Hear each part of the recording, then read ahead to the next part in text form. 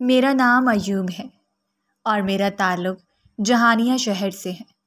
جب میں نے ہوش سنبھالا تو مجھے احساس ہوا کہ میرا تعلق ایک نہایت ہی متوسط بلکہ غریب گھرانے سے ہے۔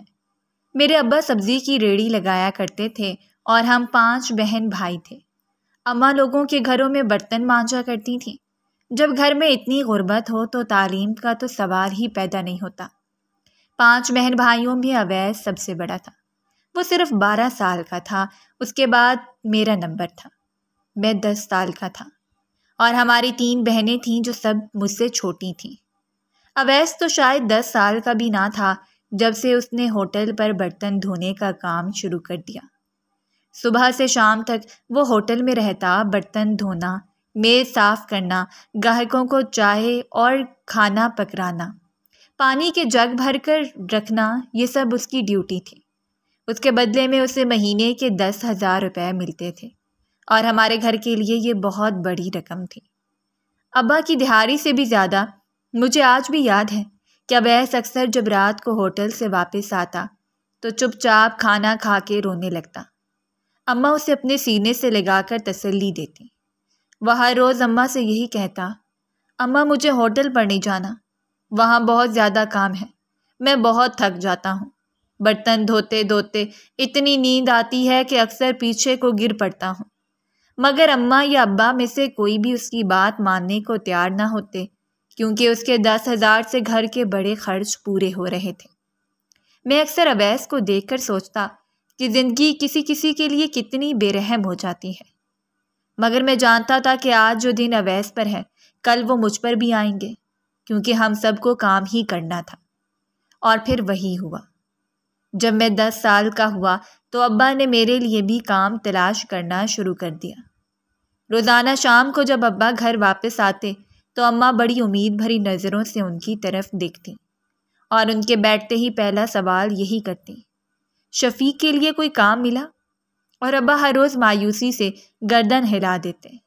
سچ کہوں تو اس وقت مجھے خوشی ہوتی، دل ہی دل میں دعا کرتا، یا اللہ میرے لیے کوئی کام نہ ملے، کیونکہ میں جانتا تھا کہ مجھے بھی اویس کی طرح دن رات کام کرنا پڑے گا۔ مگر میری یہ دعا زیادہ دیر قبول نہ ہوئی۔ 1.5 مہینہ گزر گیا اور ایک دن شام کے وقت ابا جب دروازے سے اندر آئے تو ان کے چہرے پر خوشی صاف نظر آ رہی تھی۔ آج بھی اماں نے انہیں پانی کا گلاس پیش کرتے ہی پہلا سوال یہی کیا، شفیق کے لیے کوئی کام ملا؟ اور ابا نے کہا، ہاں بالکل، کام مل گیا ہے اور بہت ہی اچھا ملا ہے۔ ابا کی بات سن کر اماں کے چہرے پر بھی خوشی سے جیسے جگنو چمکنے لگے تھے۔ وہ فوراً ہاتھ صاف کرتے ہوئے ابا کے پاس ہی بیٹھ گئیں اور بڑے اشتیاق سے پوچھنے لگیں، اچھا کیا کام ہے؟ اور پھر ابا کام کی تفصیل بتانے لگے۔ ابا نے اماں کو بتایا کہ ایک کوٹھی میں کام ملا ہے، ان کو 10-12 سال کے بچے کی ضرورت ہے جو گھر کے اور باہر کے کام کیا کرے گا، اور وہ اسے اپنی کوٹھی میں رہنے کے لیے جگہ بھی دیں گے، تینوں وقت کا کھانا بھی وہیں دیں گے اور تنخواہ بھی اچھی ہے۔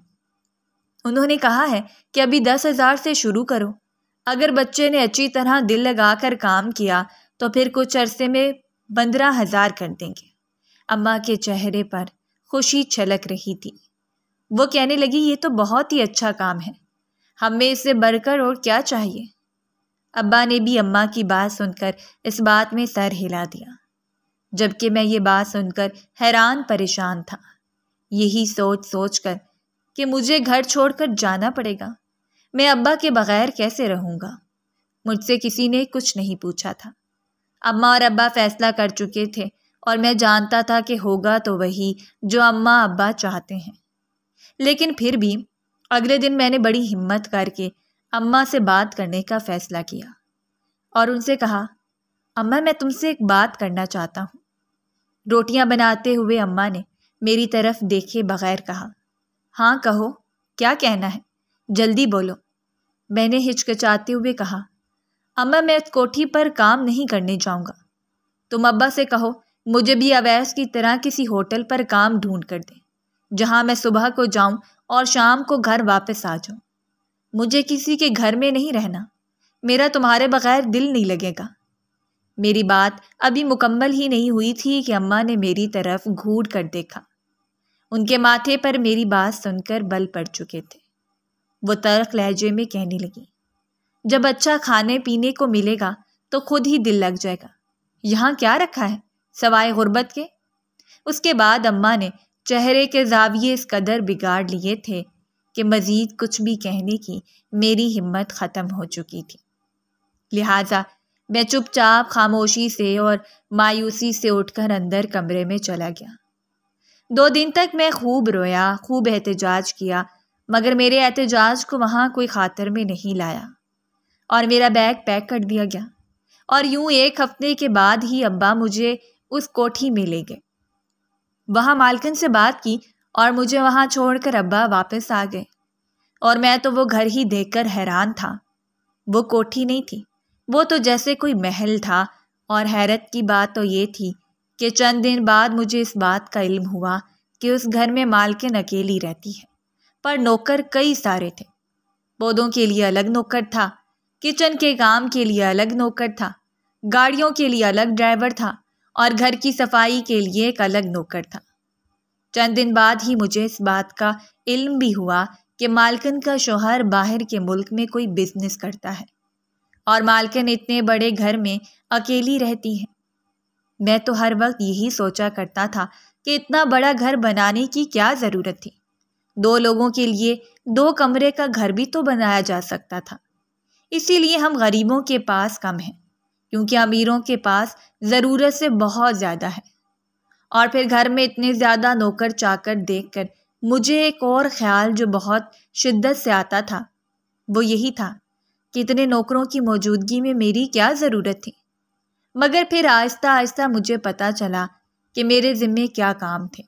گھر سے باہر اگر کوئی چیز منگوانی ہوتی تو وہ میں لایا کرتا تھا، گاڑیاں میں صاف کیا کرتا تھا، مالکن کو اس کے کمرے میں چیزیں میں پکڑایا کرتا تھا، اس کے علاوہ بھی چھوٹے موٹے کئی کام تھے۔ اور جب سے میں گیا تھا، مالکن زیادہ تر کاموں کے لیے مجھے ہی آواز دیا کرتی تھی۔ میں جو شروع میں اس بات سے خوفزدہ تھا کہ میرا اس گھر میں دل کیسے لگے گا، میں اماں ابا کے بغیر رہوں گا کیسے؟ سچ کہوں تو اس گھر میں آنے کے بعد مجھے اماں ابا کا خیال آیا ہی نہیں تھا۔ وہ گھر اتنا بڑا اور خوبصورت تھا کہ میں تو روزانہ بس اسے دیکھ دیکھ کر حیران ہوتا رہتا تھا۔ پھر باہر لان تھا جو گھر سے بھی زیادہ بڑا تھا، اور اس کوٹھی میں جو سب سے مزے کی بات مجھے لگتی تھی وہ یہ تھی کہ مالکن سارا دن ٹی وی پر ڈرامے اور فلمیں دیکھا کرتی تھیں، اور میں بھی کچن کی کھڑکی میں کھڑا ہو کر ٹی وی دیکھ لیا کرتا تھا، کیونکہ کام تو وہاں کچھ زیادہ تھا ہی نہیں، اور سونے پہ سہاگا یہ تھا کہ کھانے بہت مزے کے بنتے تھے۔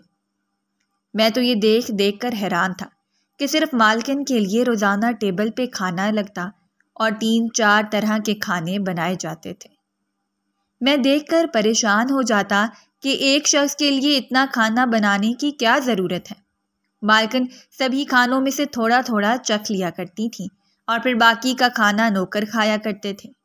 میری تو جیسے اس گھر میں آنے کے بعد موجیں لگ گئی تھیں۔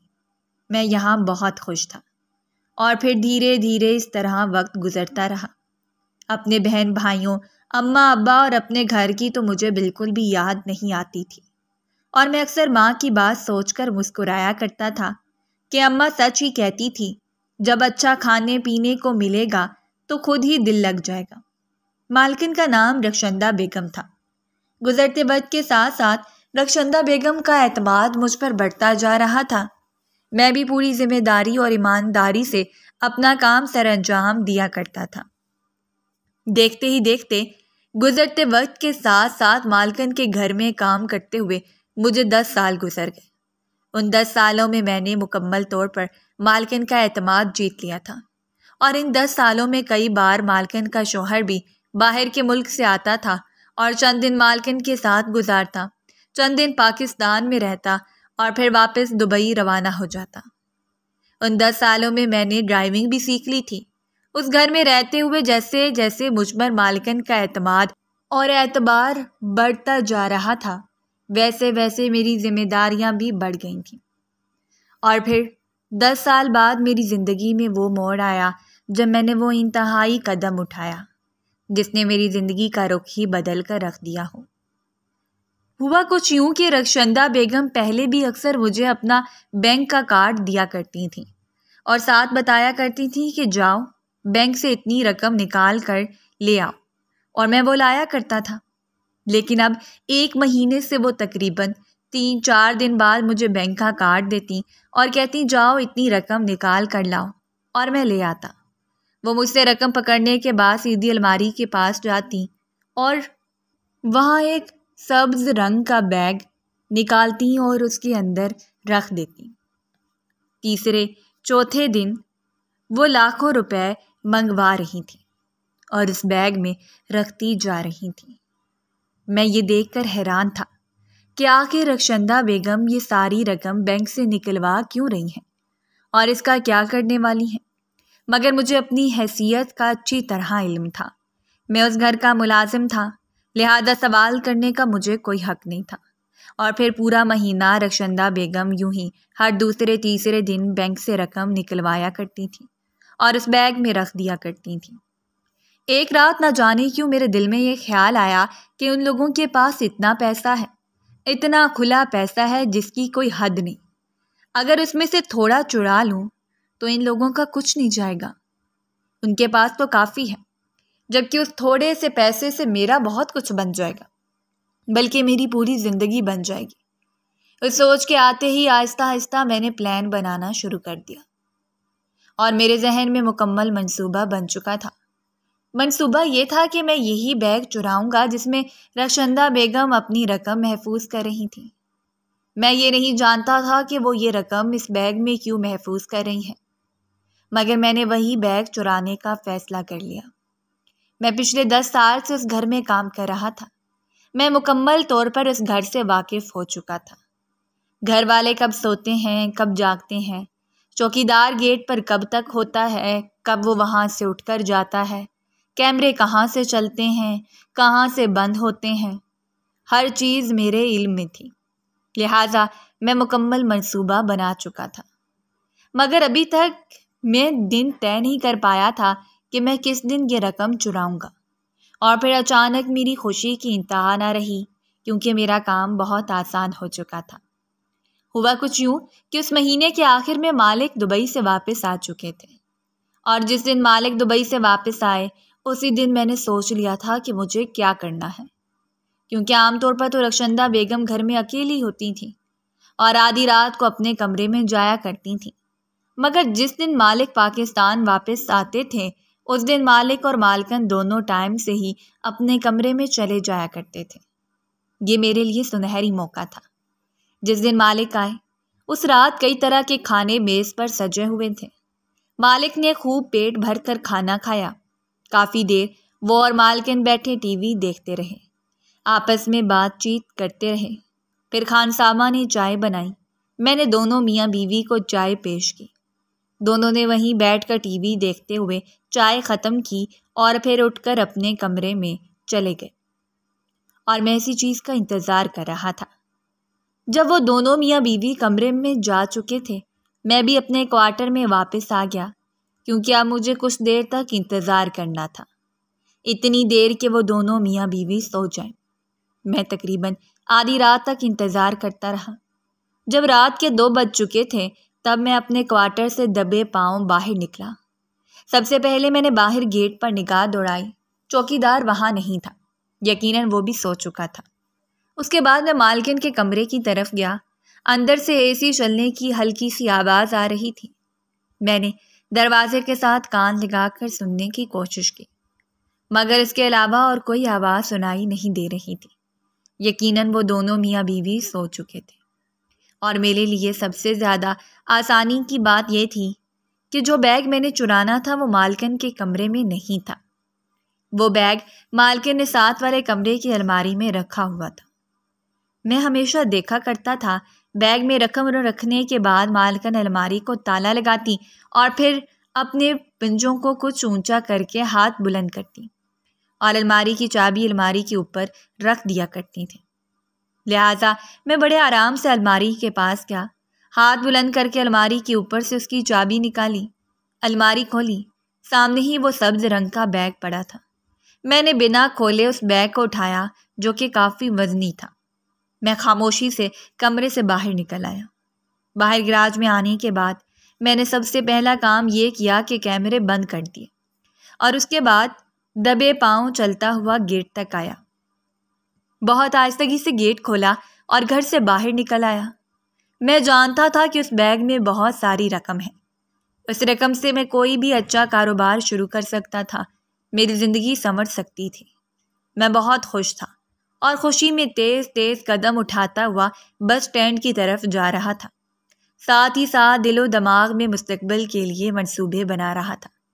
بس اسٹینڈ پر پہنچنے کے بعد میں وہاں بیٹھ کر بس کا انتظار کرنے لگا۔ تھوڑی دیر بعد اسٹینڈ پر ایک بس آئی، یہ جانے بغیر کہ وہ کہاں جا رہی ہے۔ میں بھی اس بس میں سوار ہو گیا۔ بیگ کو دھیان سے میں نے اپنی گود میں رکھ لیا تھا۔ اب تک اس بیگ کو میں نے کھول کر نہیں دیکھا تھا۔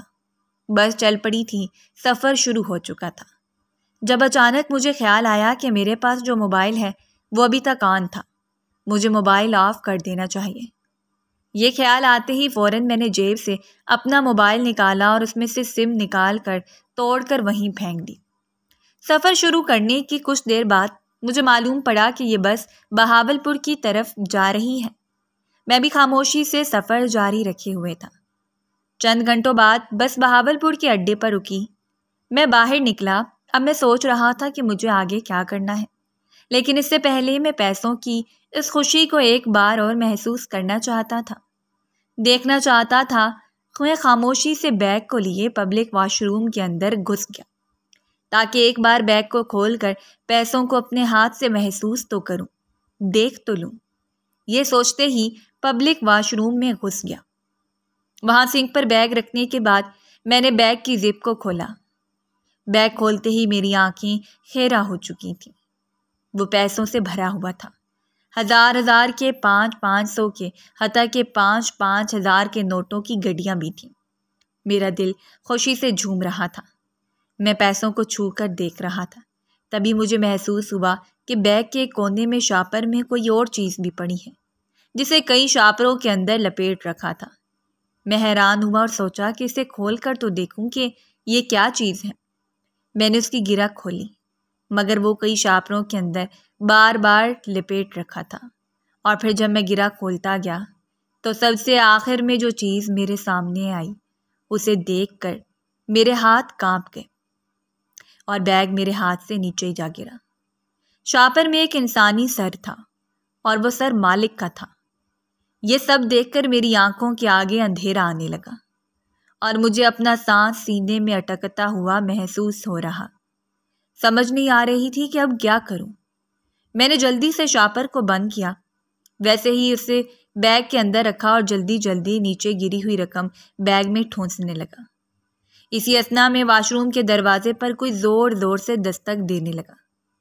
میں نے جلدی سے واش روم کا دروازہ کھولا تو سامنے کا منظر دیکھ کر مجھے اپنے پیروں تلے سے زمین کھسکتی ہوئی محسوس ہوئی، کیونکہ باہر پولیس کھڑی تھی۔ جیسے میں نے دروازہ کھولا انہوں نے مجھے پکڑ کر باہر کھینچا اور فوراً ہتھکڑی لگا دی۔ بیگ میرے پاس تھا اور جو پیسوں سے بھرا ہوا تھا، اور سب سے بڑی مصیبت یہ تھی کہ اس کے اندر ایک کٹا ہوا سر بھی تھا۔ نہ جانے کیسے پولیس مجھ تک پہنچ چکی تھی، مگر اب فی الحال یہ سوچنے کا وقت نہیں تھا۔ فی الحال تو مجھے یہ سوچ پریشان کر رہی تھی کہ میں اب کیا کروں۔ اس کے بعد کی کہانی نہایت مختصر ہے۔ میں نے پولیس کی لاکھ منتیں کی، انہیں حقیقت بتانے کی بہت کوشش کی کہ چوری میں نے کی ہے، مگر بیگ میں مکمل رقم موجود ہے۔ میں نے اس میں سے ایک پیسہ بھی خرچ نہیں کیا، مگر یہ قتل میں نے نہیں کیا۔ مگر میری بات وہاں کسی نے سننی تھی۔ میری سب منتیں بیکار ثابت ہوئیں۔ پولیس کے لیے یہ کیس تو سیدھا سادہ سا تھا۔ انہوں نے رقم کا بیگ رخشندہ بیگم کے حوالے کر دیا اور مجھے اپنے مالک کے قتل کے الزام میں عمر قید ہو چکی تھی، اور اب میں جیل کی سلاخوں کے پیچھے اپنے اس ناکردہ گناہ کی سزا کاٹ رہا ہوں۔